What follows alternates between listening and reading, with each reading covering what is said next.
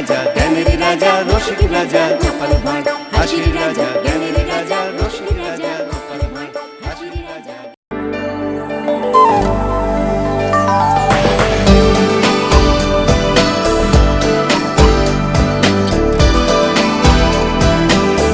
দেখুন দেখুন নবাব বাহাদুর, দেখুন এই বছর কৃষ্ণনগর রাজ্য ফসলে ভরে গেছে। যেদিকেই তাকাবেন সেদিকেই সবুজ আর সবুজ। ভেবেছিলাম এইবারও তুমি খাজনা দিতে দেরি করবে কৃষ্ণচন্দ্র, কিন্তু এখানে এসে নিজের চোখে যা দেখলাম তারপর আর মনে হয় না তুমি এইবার খাজনা দিতে দেরি করবে। নবাব বাহাদুর ভেবেছিলেন খাজনা দিতে দেরি হলে আমার রাজ্যটা আমার থেকে টুক করে কেড়ে নেবেন। ওটি তো আর হচ্ছে না নবাব বাহাদুর। জাহাপানা, আপনি যা ভেবেছিলেন সেটা আর হবে না মনে হচ্ছে। নবাব বাহাদুর কি ভেবেছিলেন? তা জেনে তুমি কি করবে শুনি? না মানে এমনি জিজ্ঞাসা করছিলাম, রাগ করছেন কেন?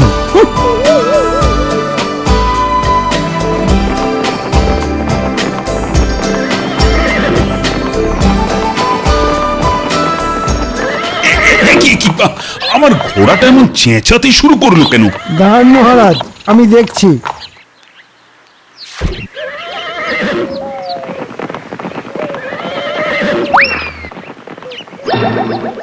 এই দেখুন মহারাজ, আপনার ঘোড়ার পায়ে কাঁটা ফুটেছিল, তাই যন্ত্রণায় এমন চেঁচাচ্ছিল। না না না, এই অবস্থায় ঘোড়ার পিঠে চেপে রাজবাড়ি ফেরার কোনো মানই হয় না।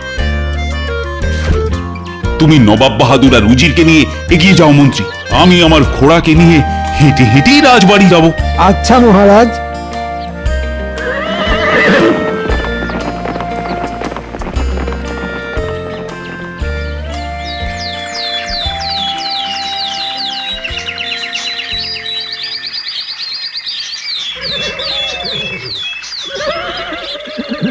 কি বুঝলে রাজবৈদ্য? আপনার ঘোড়ার পায়ে গভীর ক্ষত সৃষ্টি হয়েছে মহারাজ। সেরে উঠতে এখনো 1 মাস মতন সময় লাগবে। সে লাগুক, কিন্তু আমার ঘোড়াটা পুরোপুরি সুস্থ হয়ে উঠবে তো? আমি ক্ষতস্থান পরিষ্কার করে ওষুধ লাগিয়ে দিয়েছি মহারাজ। আশা করছি 1 মাস পর ঘোড়াটা আবার সেই আগের মতন ছুটতে পারবে। এই ঘোড়াটা আমার বড় পছন্দের ঘোড়া রাজবৈদ্য। ঘোড়াটা যেমন ছোটে তেমনই তার উপস্থিত বুদ্ধি। এই ঘোড়ার পিঠে চেপে আমি যে অনেক যুদ্ধে জয়লাভ করছি। সেই এই ঘোড়াটা বাদে আস্তাবলের সব ঘোড়াই বেকার, সব কটা খালি খায় আর ঘুমোয়। দৌড়ানোর বেলায় কচ্ছপের থেকেও ধীরে চলে, পুরো গোপালের মতন। এই ঘোড়াটা বাদে আস্তাবলের সব ঘোড়াই বেকার। বাহ, বাবা বাবা বাবা বাবা, তাই নবাব বাহাদুরকে গিয়ে এই খবরটা দিয়ে আসি।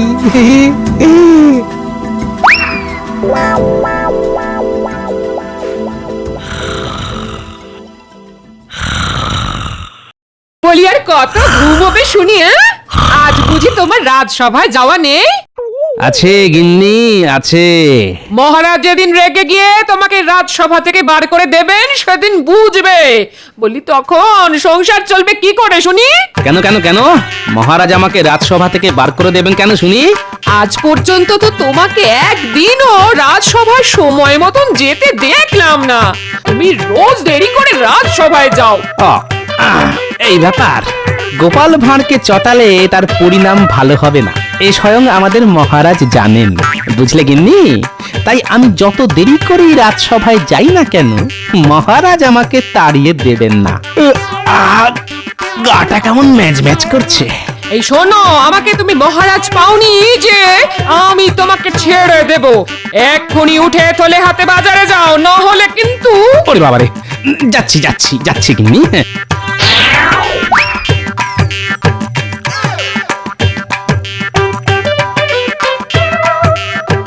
জাহাপানা, একটা লাজবাব খবর আছে। শুনলে আপনার দিল একেবারে খুশ হয়ে যাবে। তাই নাকি, তাই নাকি? একটু আগে শুনে এলাম রাজা কৃষ্ণচন্দ্রের যে ঘোড়াটা পায়ে কাঁটা ফুটে আহত হয়েছে তার পুরোপুরি সেরে উঠতে এখনো মাসখানেক লাগবে। আর এই ঘোড়াটা বাদে আস্তাবলে যত ঘোড়া আছে সব নাকি বেকার, তারা সবাই কচ্ছপের থেকেও ধীরে দৌড়ায়। চপ বাবা, তাতে আমার কি? আমি এটাই বলতে চাইছি জাহাপানা, আপনি যদি আগামী সপ্তাহে রাজা কৃষ্ণচন্দ্রের সঙ্গে ঘোড়দৌড় প্রতিযোগিতাটা করেন তাহলে আপনি অনায়াসেই রাজা কৃষ্ণচন্দ্রকে হারিয়ে দিতে পারবেন। কারণ কৃষ্ণচন্দ্রের একমাত্র জোরে দৌড়ানো ঘোড়াটা এখন পায়ে আঘাত পেয়ে বসে গেছে, আর বাকি ঘোড়াগুলো কচ্ছপের থেকেও ধীরে দৌড়ে। আমি বুঝে গেছি উজির, তুমি কি বলতে চাইছো আমি বুঝে গেছি। আজই ফিরে চলো মুর্শিদাবাদে। পরিকল্পনাটা আরো মজবুত করতে হবে যাতে কৃষ্ণচন্দ্র ফাঁক খুঁজে পালিয়ে যেতে না পারে।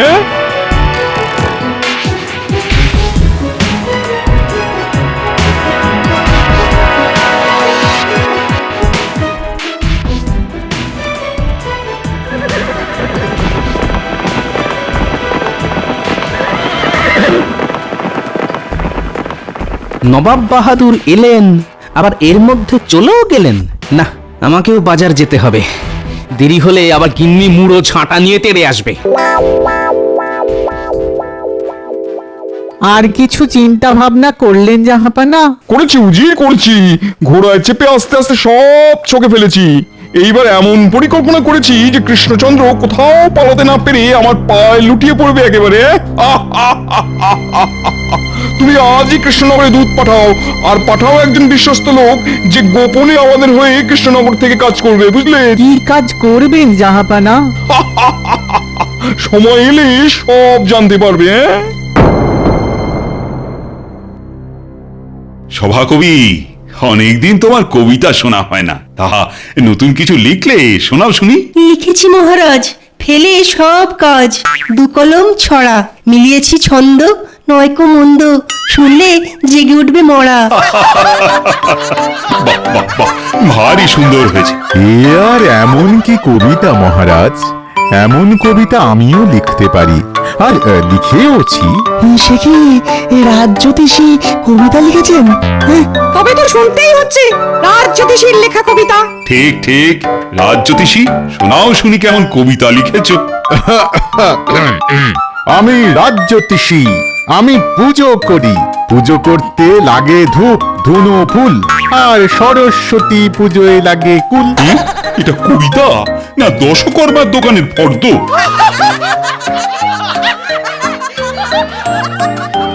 মহারাজ, একটা জিনিস লক্ষ্য করে দেখেছেন? গোপাল গতকালে রাজসভায় ডুব মেরেছে, আর আজ এখনো পর্যন্ত গোপাল কিন্তু রাজসভায় এসে পৌঁছালো না। ঠিক ঠিক, আমি এসে গেছি। গোপাল, তুমি আজও দেরি করে এলে। আর বলবেন না মহারাজ, রোজ সময় মতন বাড়ি থেকে বেরিয়েও আমি সময় মতন রাজসভায় ঢুকতে পারি না মহারাজ। কেন গোপাল? রাস্তা রাস্তা, দিন দিন আমার বাড়ি থেকে রাজসভায় আসার রাস্তাটা বেড়েই চলেছে, বেড়েই চলেছে, বেড়েই চলেছে। রাস্তা কি করে বাড়তে পারে শুনি? তুমি দিন দিন অলস হয়ে যাচ্ছ, তোমার নড়তে চড়তে সময় লাগে, তাই তোমার মনে হচ্ছে রাস্তাটা বেড়ে যাচ্ছে। ঠিক ঠিক, মন্ত্রী একদম ঠিক বলেছে। এত অলস হয়ে যেও না তো গোপাল, আমাকে দেখো আমি কেমন চনমনে। দুঃখিত মহারাজ, ক্ষমা করবেন, গোপাল আপনার মতন চন্মনে হতে পারবে না। গোপাল ভাঁড় অলসই ভালো, আর আমি যতই অলস হই না কেন আমার বুদ্ধি কিন্তু এখানে উপস্থিত সবার বুদ্ধির চেয়ে অনেক অনেক চন্মনে। আমার বুদ্ধি একেবারে বিদ্যুতের বেগে দৌড়য়। মহারাজের জয় হোক। নবাব বাহাদুর আপনার জন্য এই চিঠিটা পাঠিয়েছেন। হ্যাঁ, নবাব বাহাদুরের চিঠি? মন্ত্রী, পড়ে শোনাও শুনি।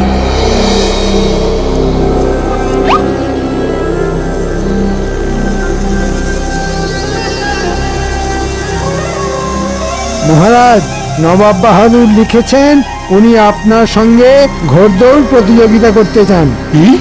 নবাব বাহাদুর সামনের সপ্তাহে আমাদের রাজ্যে আসবেন আপনার সঙ্গে ঘোড়দৌড় করতে। উনি আরো বলেছেন যদি আপনি এই ঘোড়দৌড় প্রতিযোগিতা হেরে যান তাহলে উনি আমাদের এই রাজ্যটা নিয়ে নিজের নামে লিখে নেবেন। সে কি নবাব বাহাদুর যে নিজের চোখে দেখে গেলেন আমার ঘোড়াটা পায়ে কাঁটা ফুটে আহত হয়েছে? তাই তো ওনার এই ঘোড়দৌড়ের ইচ্ছে মহারাজ। এটাও বুঝলেন না? উনি সঠিক সময়ে সঠিক চাল চেলেছেন। ওহ, এবার কি হবে?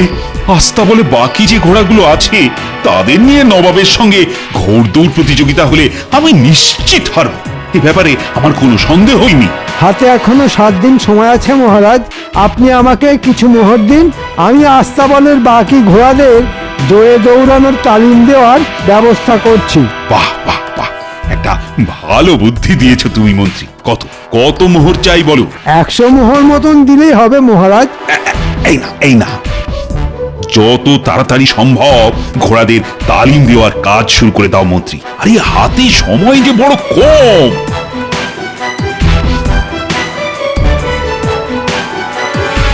মহারাজ্য বলে 100 মোহর তো পাওয়া গেল, এবার সস্তায় একটা ঘোড়াদের তালিম দেওয়ার লোক পেলেই হয়।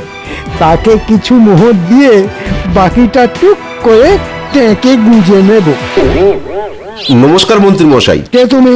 আমি গরিব মানুষ মন্ত্রী মশাই, ঘোড়াদের তালিম দিয়ে পেট চালাই। যদি আপনার কোনো কাজে লাগতে পারি তাহলে দয়া করে বলবেন। কি বললে? তুমি কি করো? আঙ্কে ঘোড়াদের তালিম দিই, আর ওই বাচ্চা থেকে ধাড়ি সব ঘোড়াদের একেবারে বাঘের বাচ্চা বানিয়ে দেব। যেমন ছুটবে তেমন যুদ্ধ লড়তে পারবে। ব্যাস ব্যাস ব্যাস, এই ধরো তোমার পারিশ্রমিক। কাল থেকে রাজবাড়ি চলে এসো, মহারাজের ঘোড়াগুলোকে আচ্ছা করে তালিম দিতে হবে। ধন্যবাদ মন্ত্রী মশাই, কিন্তু মাত্র 1 মোহর।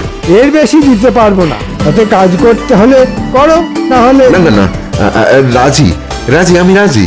কাল সকাল সকাল আমি রাজবাড়ি পৌঁছে যাব। বাহ, এই যে মেঘ না চাইতেই জল। আমি খোঁজার আগেই ঘোড়াদের তালিম দেওয়ার লোক আমাকে খুঁজে বার করে ফেললো। মাত্র 1 মোহরেই কাজ মিটে গেল। এবার বাকিটা ঢুকবে আমার টেকে।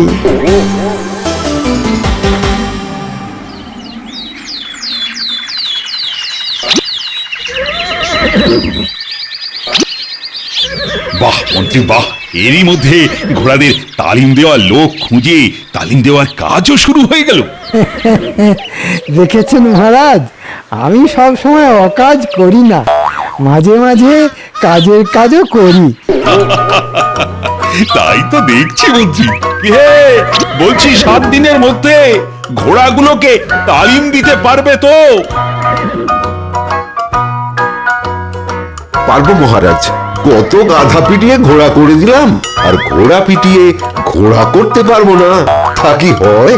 ঘোড়া নয়, একেবারে চিতাবাঘ বানিয়ে দাও। আগে চলি।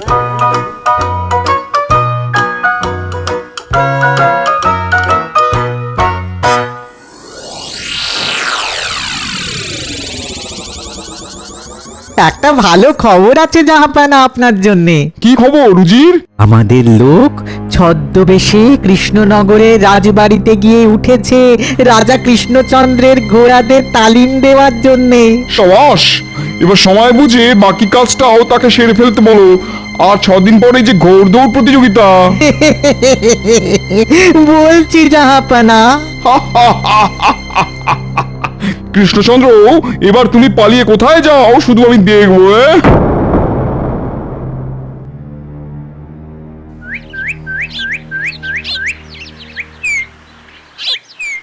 দেখতে দেখতে 5 দিন কেটে গেল।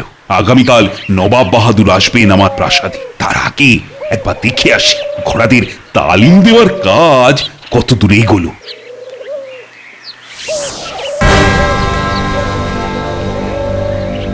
কি আমার আস্তাবলের বাকি ঘোড়াগুলো গেল কোথায়? আর ঘোড়াদের তালিম দেওয়ার লোক নেই বা কোথায় গেল? প্রহরী, প্রহরী!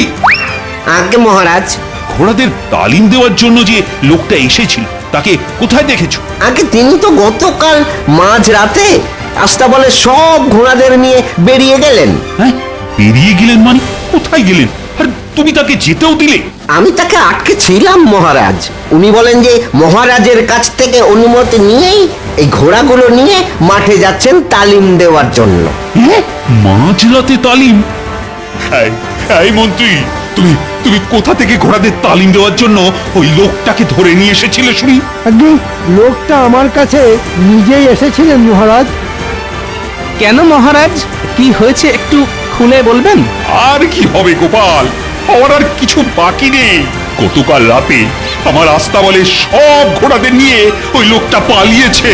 সে কি পালিয়েছে? মন্ত্রী মশাই, এখনো সময় আছে, আমাকে সবটা খুলে বলুন, না হলে কিন্তু আমাদের রাজ্য ছাড়া হওয়ার হাত থেকে কেউ বাঁচাতে পারবে না। বলছি আমি রাস্তা দিয়ে হেঁটে হেঁটে যাচ্ছিলাম, লোকটা আমার কাছে এসে বলল,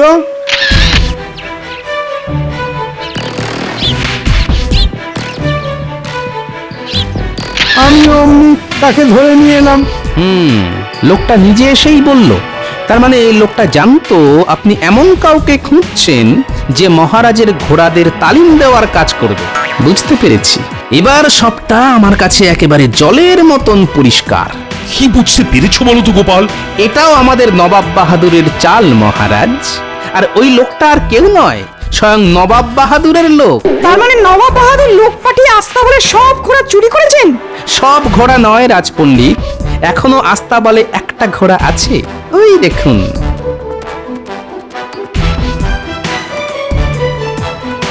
এবার কি হবে গোপাল? আগামীকালই যে নবাব বাহাদুর কৃষ্ণনগরে আসবেন, পরের দিন খুব সকালে ঘোড়দৌড় প্রতিযোগিতা শুরু হবে। আর আপনি ঘোড়দৌড় প্রতিযোগিতায় আপনার ওই ঘোড়ায় চেপেই জিতবেন মহারাজ। হ্যাঁ, ঘোড়ায় চেপে মহারাজ জিতবেন? তোমার কি মাথা খারাপ হলো গোপাল? মাথা আমার নয় মন্ত্রী মশাই, খারাপ আপনার হয়েছে। তাই মোহরের লোভে যাকে তাকে ধরে এনে রাজবাড়িতে ঢুকিয়ে দিয়েছিলেন। এবার বুঝলেন তো বেশি লোভ করলে কি হয়? গোপাল, এবার তুমি যেটা ভালো বোঝো সেটাই করো, যে করেই হোক এই রাজ্যটা বাঁচাও। এত সহজে যে আমি এই রাজ্যটা নবাব বাহাদুরের নামে হতে দেব না মহারাজ। আর এই যে মন্ত্রী, তুমি দিন দিন একটা লোভী শেয়াল হয়ে যাচ্ছ। দাঁড়াও, সব ভালো ভালো মিটতে দাও, তারপর দেখাচ্ছি মজা।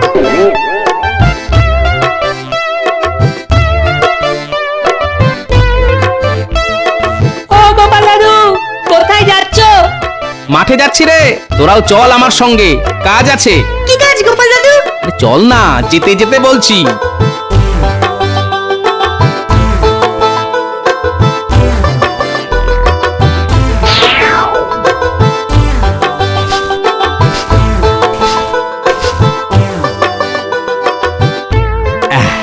অনেক হয়েছে, এতে কাজ মিটে যাবে। এবার কি করতে হবে গোপাল দাদু? আজ আর কিচ্ছু করতে হবে না, বাকি কাজ কালকে হবে।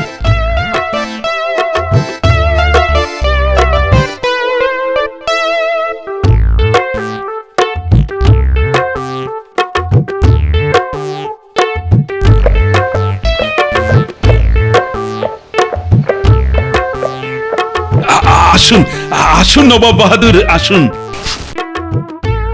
কি কৃষ্ণচন্দ্র, ঘোড়দৌড়ের জন্য তুই তৈরি তো? তৈরি নবাব বাহাদুর, আপনারা বরং আজ রাতের জন্য আপনাদের ঘোড়াগুলো আমার আস্তাবলে রেখে দিন। চলুন চলুন।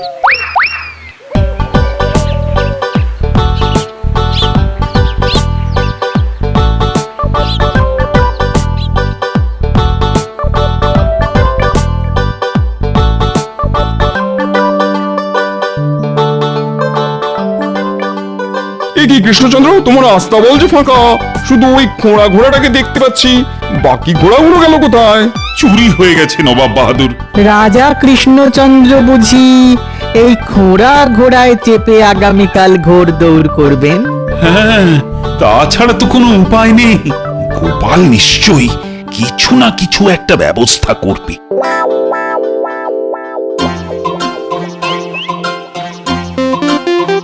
এগুলো নিয়ে আমরা কোথায় যাচ্ছি গো গোপাল দাদু? রাজবাড়ির আস্তাবলে। আমরা বুঝি এই ঘোড়াকে ঘাস খাওয়াতে যাচ্ছি? বল, ঘোড়া ডিঙিয়ে ঘাস খাওয়াতে যাচ্ছি।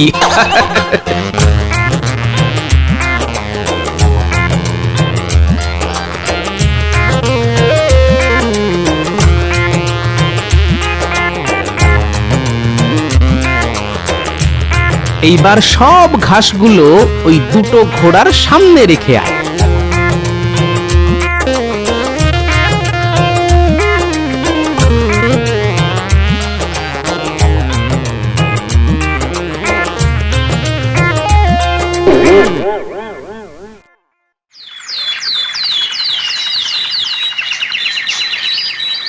কি কৃষ্ণচন্দ্র, তৈরি তো? হ্যাঁ, তৈরি তৈরি। আয় আয় আয় আয় আয় বলছি আয়। কি হলো উজির?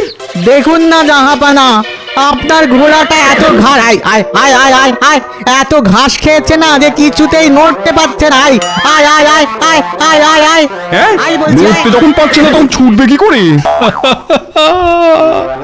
বুঝেছি, এই সব গোপালের কাজ। নবাব বাহাদুর, এবার তাহলে ঘোড়দৌড় শুরু করা যাক।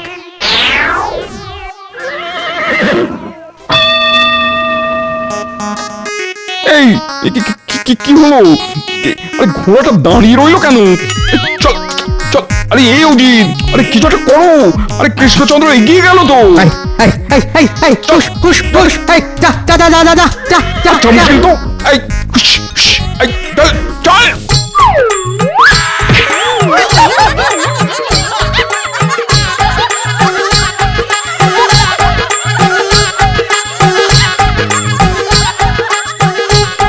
সবাই হাততালি দাও, আমাদের মহারাজ জিতে গেছেন। কৃষ্ণচন্দ্র জিতে গেল? সে কি? ছি ছি ছি ছি, নবাব বাহাদুরের সুস্থ সবল ঘোড়া আমাদের মহারাজের খোঁড়া ঘোড়ার সঙ্গে পাল্লা দিতে পারলো না। এই লজ্জা রাখি কোথায়? সত্যি সত্যি লজ্জার কথা। আমি আমি এখানে আর এক মুহূর্ত থাকবো না।